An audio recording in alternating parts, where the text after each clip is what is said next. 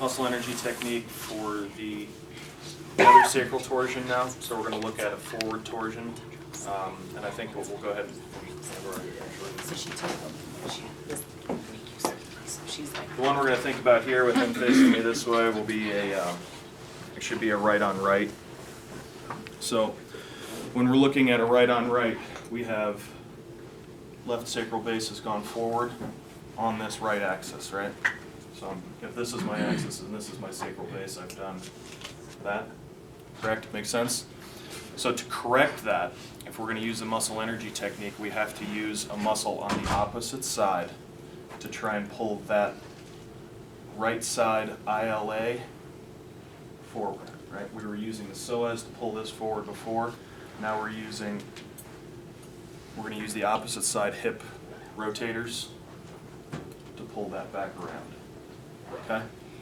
So, positioning wise on this one, if we're looking at right here, we're wanting to bring that back. We're going to want to bring him up into a flexed position. That's going to counter-nutate that, correct? Okay? We're going to want to turn him back to the left. Yes? If it's a right on right. So we're just going to bring him right there. Okay there? Good. And then as far as using those hip rotators, I'm just going to lift these up and ask him, hold that right there, don't let him drop. And relax. And then we can take up that slack. Okay? Good. Now, at the end of this, I'll typically say, don't let me push you down and get a little bit more out of it. But then we're going to want to kind of continue that up. Then, if we're lucky enough to have tables like this, or we can use pillows, whatever we want to do there. sorry. We can get them into these positions, and then we can either come around to the other side or try and do something to anteriorly rotate that on there for us. Something along those lines. Okay? But typically, if I was going to do a mobilization in that position, I'd be around the other side to do it.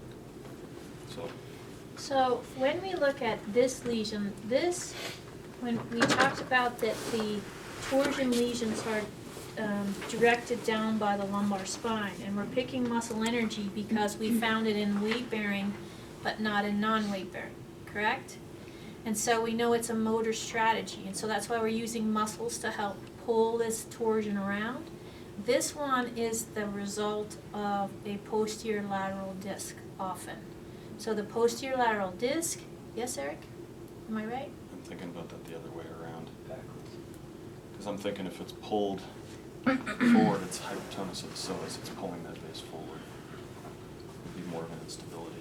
The instability? Oh, this is the instability one? Yeah. Okay, talk through that then. Okay, so the way this, and you can correct me if I say this backwards, but the way I envision these things is if I have an instability which will create a hypertonus of the psoas, correct? What that's going to do, we're just using that psoas to pull that sacral base forward, so that will create a forward torsion. Okay. With a posterior lateral disc, what we'll typically have is an inhibition of that psoas because they're going to want to stay off of that typically, so they don't want to put weight on it.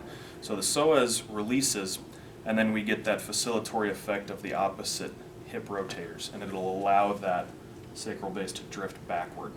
So typically I think of it the other way around. I think with a posterior torsion or You're a backward talking torsion. about left on right. Yeah. Okay. A backward torsion I see more with an old disc, and a forward torsion I see more with the instability.